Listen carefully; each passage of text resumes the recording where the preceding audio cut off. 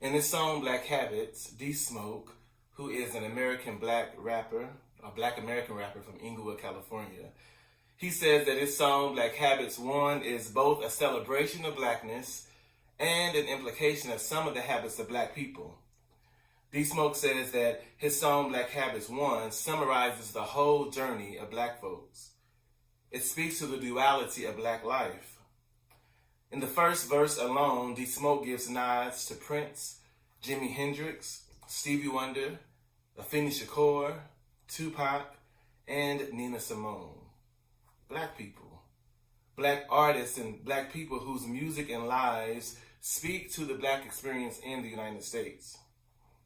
These artists that he names, they not only have an impact on black people, but Prince, Hendrix, Stevie Wonder, Tupac, Nina Simone, we know these names. These artists, they have impacted the world and many generations, many cultures, many races. We know this to be true, that our creativity, the creativity of black people, gives voice and expression not only to the black experience, but to the human experience. Black habits, y'all. D Smoke ends this first verse by saying, if you swung back when faced with a challenge that's meant to break you and balance scales, you ain't average. Now throw your hands up on 3. Go on and put them up for black habits. We know this to be true too, that being resilient and overcoming challenges, throwing our hands up in praise and to party is a black habit. Now in the chorus, D Smoke and his mama Jackie, he put his mama on the song, y'all. His mama Jackie, they proclaim black magic, black excellence, black habits, this black medicine, everything black, chucks, black tucks, everything black, black hug, black love, everything. Praise black Jesus, play black Moses, give them flowers while they're still here, black roses, everything black, tie, black ride, everything. Everything black, pride, black lives, everything. Now for many people, chucks and tucks don't go together. D Smoke said, it may be fashionable, it may not be fashionable for some, but D Smoke states that even this idea of black tucks and the black chucks represent duality. Duality, black folks in America know and understand duality. Now, clearly I'm not a fashion expert. If you know me, you know that I'm not a fashion expert. But I think that it's common knowledge that black people set fashion trends, particularly black women who are often characterized as hood and ghetto.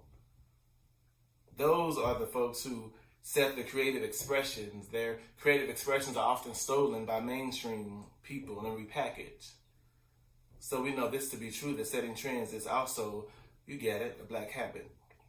Now I promise you I won't quote the whole song. It's probably like copyright violations, but I do want to lift up these words from verse 3. D Smoke says, I feel divine, it came on time, God never changes. I ain't gonna lie, I lost faith and cried, then my faith revived. And as soon as I let go and surrendered to him my talents, this young king took off like go-go gadget. There go that black magic, black excellence, black habits, this black medicine, everything black. You hear it, don't you? A deep commitment to faith and to spirituality is a black habit. An embodied faith, an embodied spirituality is a black habit. This is why we continue in this shouting tradition of our ancestors, right, from the continent. This shouting tradition. Now, some folks shout in church, and other folks shout in the club or on the dance floor. This shouting is really about just letting loose and surrendering our body and our minds to spirit, to the moment.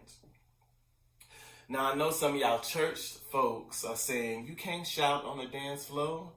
You can't shout in the club. But y'all same church folks do the same old footwork in the church. And surely if y'all can do that same footwork in the church, that folks can do some footwork in the club or at home. If nothing else, I think COVID has reminded us that God's presence is not limited to location, y'all. God can show up wherever God wants to show up. Some would say that God is already in the places that we are. And even Jesus tried to tell us in John 4 that God is not limited. God's presence is not limited to a building or to location. So yes, folks can shout on the dance floor. Now, in this video, Black Habits, D-Smoke sets this duality, the duality of the song, to visuals.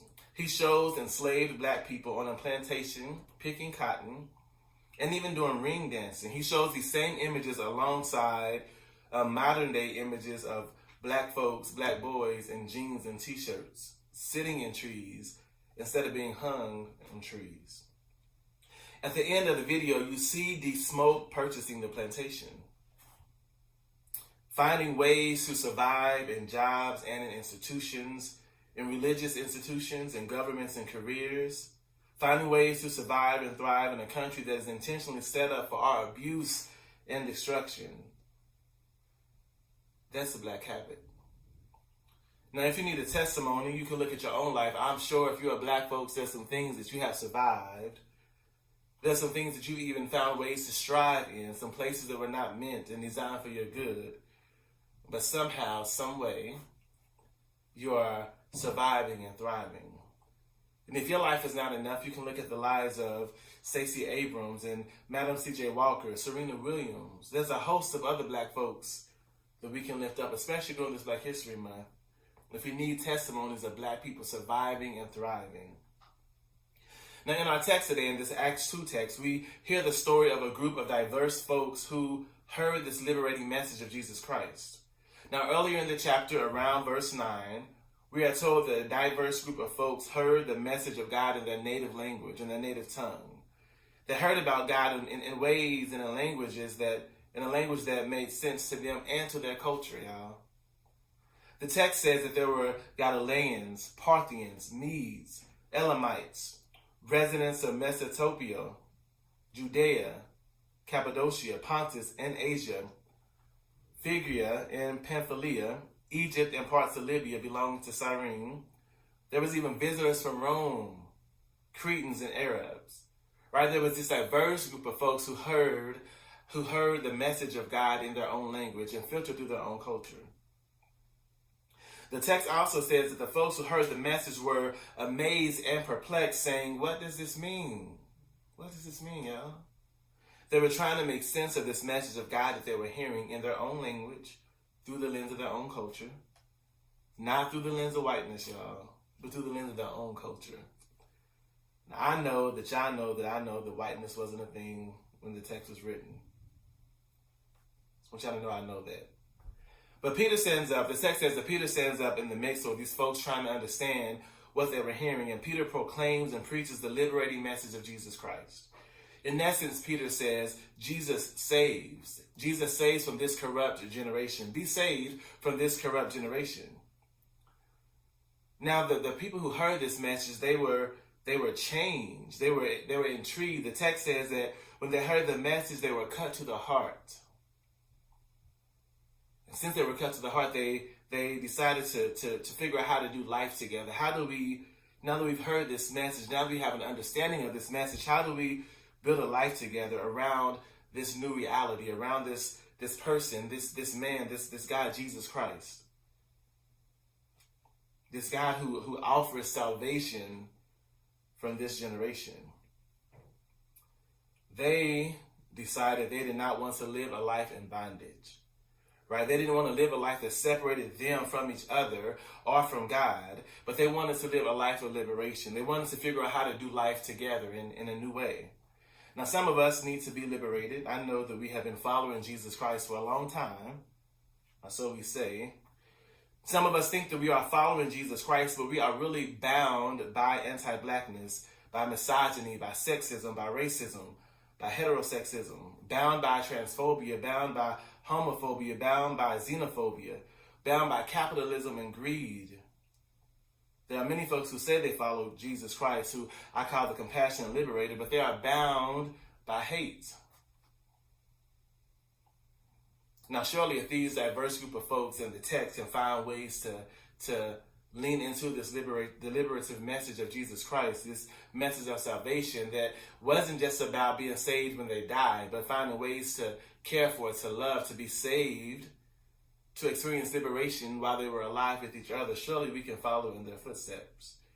In fact, that's what we should be doing anyway. But we see in our text today the formation of a new community. a new diverse community. The text says that they made the habit of gathering together and giving themselves to the apostles' teaching. They made the habit of fellowshipping. They made the habit of breaking bread and eating together, having a communion meal, remembering the life, the death, the burial, the resurrection of Jesus Christ. The text says they even sold some of their possessions and their goods and distributed the proceeds to anybody who had need. That sounds like some communal liberation to me. Now, I know the text doesn't say that they were organizing, right? They wasn't organizing, against the powers, but they made sure that they had what they need. They made sure that those in their community did not go without. That feels liberatory to me. Now, to me, this also sounds like the black church and black people at their best. We all know there's folks in our family who would give anything they have to other folks in the family, or even outside of the family. There are always somebody in the community. There's a mother in the community, a grandmother in the community, an auntie, an uncle, or somebody who gives, who makes sure that folks have what they need. Sounds like some black habits to me. Like I said, it sounds like the black church at its best. Now, I won't critique the black church too much in this particular video, but we can do without the sexism and the heterosexism and homophobia, right? But this idea of making sure that folks had a place where their physical, spiritual, emotional, mental needs were met, had a place where they can be seen for who they are. That's the best of the black church to me. That sounds like the text we're reading about today. So this model that we find in Acts 2 and 42, it sounds like a model for us today. This habit of loving instruction, of being taught and being discipled, this habit of fellowship, of gathering together to have a good time, y'all, to pray and to party.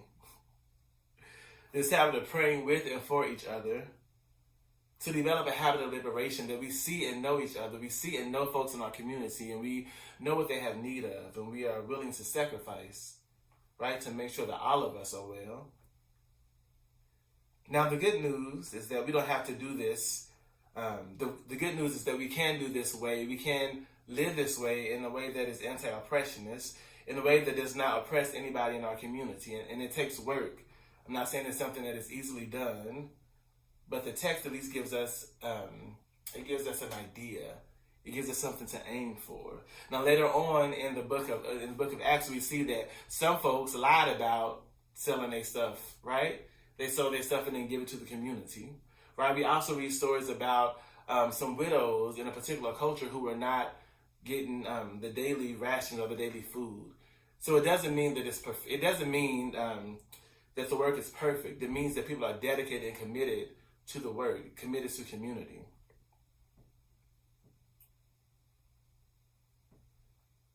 Another part of the good news is that we can be the church and do church in ways that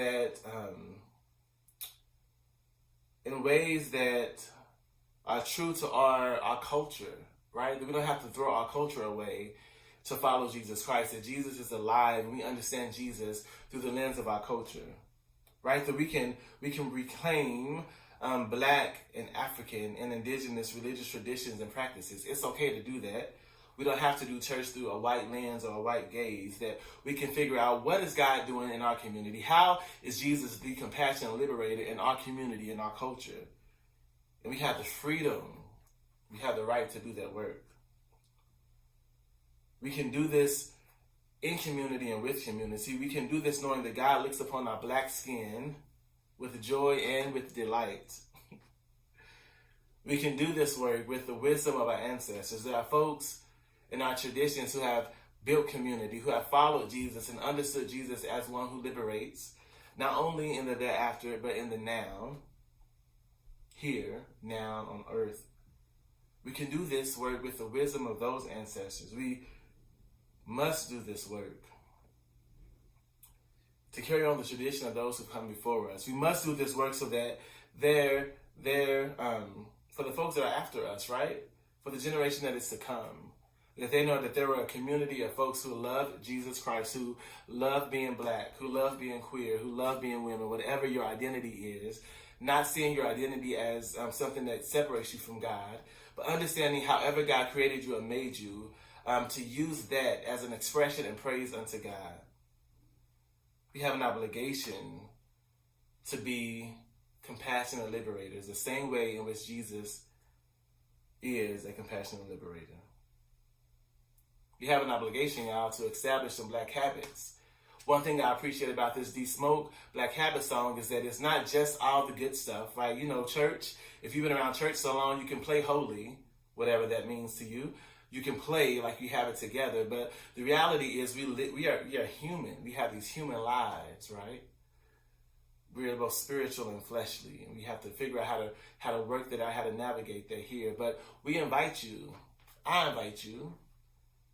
to figure that thing out, to journey with us, Communion Christian Church Disciples of Christ, as we figure that out, as we develop habits. Yes, some will be black habits because there are black folks in our congregation, there are black folks in this community. But as we develop these habits of what it means to be in fellowship, what it means to understand the teachings of Jesus Christ for our time and our place and our location, what does it mean to come together for prayers, to build a relationship with a community of folks where you can be honest about what's going on in your life and what's going on in the lives of your family members for the prayers and for service. So we invite you to join us, to be with us as we develop some habits, the habit of following Jesus Christ.